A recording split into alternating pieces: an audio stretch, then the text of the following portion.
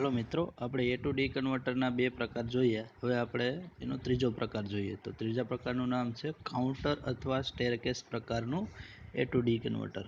આ ક્વેશ્ચનમાં તમને એવું પૂછાય કે કાઉન્ટર પ્રકારનું ए टू डी કન્વર્ટર અથવા સ્ટેરકેસ પ્રકારનું ए टू डी કન્વર્ટર બંને એક જ છે, બરાબર।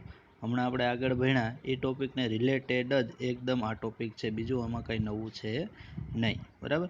તો આપણે સ્ટેપ બાય સ્ટેપ સમજી લઈએ। પહેલાં તો આની અંદર એક નવું તમારું ફંક્શન આવેલું છે, એ એન્ડ ગેટ છે, બરાબર છે।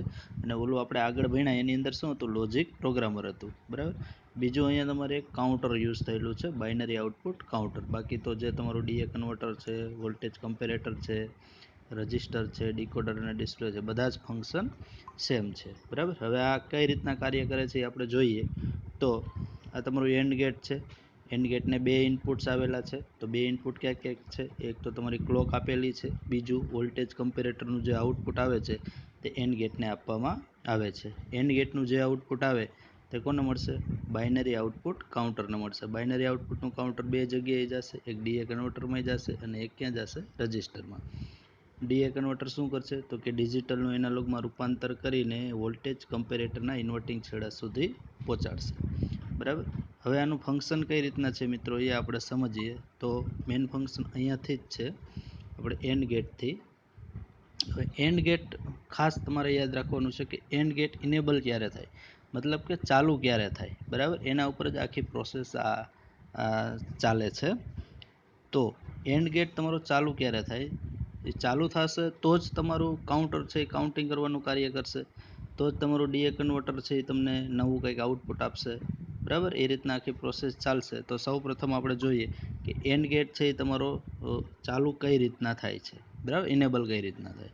તો ઇનેબલ ત્યારે જ થાય કે જ્યારે તમારા વોલ્ટેજ કમ્પેરેટરનું આઉટપુટ કેવું હશે, હાઈ હોય, એકદમ હાઈ હોય, ત્યારે તમારો એન્ડ ગેટ છે એ ચાલુ થાય। એન્ડ ગેટ ચાલુ થાય તો શું થાય, તો જે અહીંયા તમારી ક્લોક તમે આપેલી છે એ ક્લોક તમારી આઉટપુટની અંદર મળશે। આઉટપુટની અંદર મળશે મતલબ એન્ડ ગેટના આઉટપુટની અંદર તમને મળશે।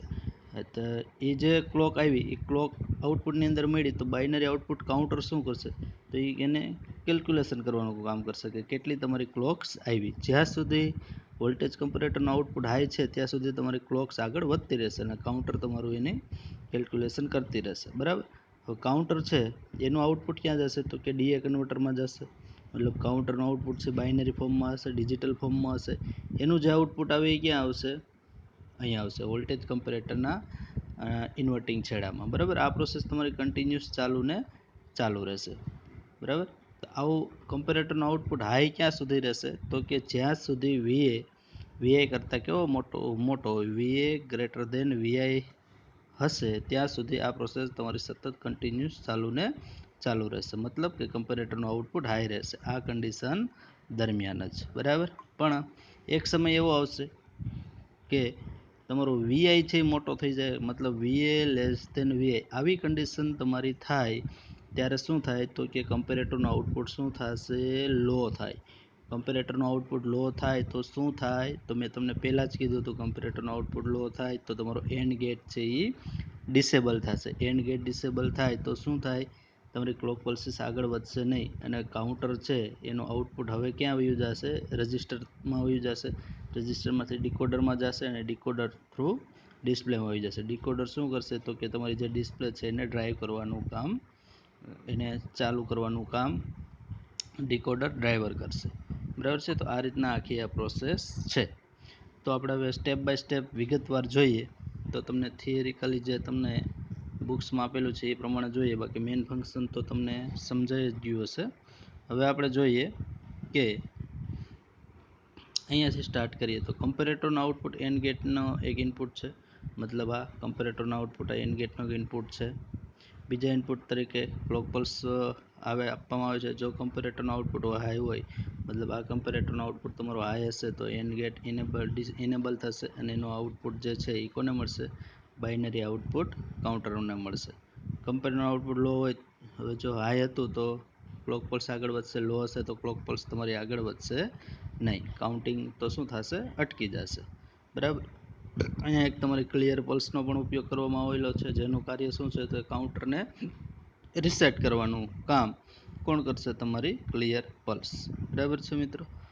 હવે આ તમને જે વેવફોર્મ આપેલા છે સ્ટેરકેસ પ્રકારના છે, મતલબ આપણી જે સીડી હોય એ ટાઈપનું સ્ટેપ બાય સ્ટેપ. તો આપણે એટલા માટે જ આનું નામ છે કાઉન્ટર અથવા સ્ટેરકેસ પ્રકારનું A to D કન્વર્ટર. બરાબર છે. બીજું આમાં કાંઈ ખાસ નવું છે નહીં. હવે પ્રેક્ટિકલી પણ તમને આપેલું છે આ વસ્તુ. બરાબર, પ્રેક્ટિકલી છે તો પ્રેક્ટિકલીમાં શું છે તો આપણે જેમ સમજાવ્યું એમ કે જ્યારે VA ગ્રેટર ધેન VI હશે ત્યારે શું થશે તો કે કમ્પેરેટરનું આઉટપુટ હાઈ થશે, એન્ડ ગેટ ઇનેબલ થશે.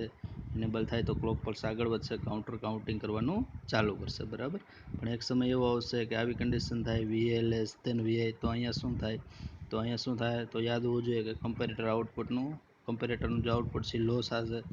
લો થાય તો એન્ડ ગેટ છે, તો એન્ડ ગેટ તમારું આઉટપુટ આપશે નહીં. એન્ડ ગેટ આઉટપુટ નહીં આપે તો કાઉન્ટર તમારું કાઉન્ટ કરશે નહીં. બરાબર છે.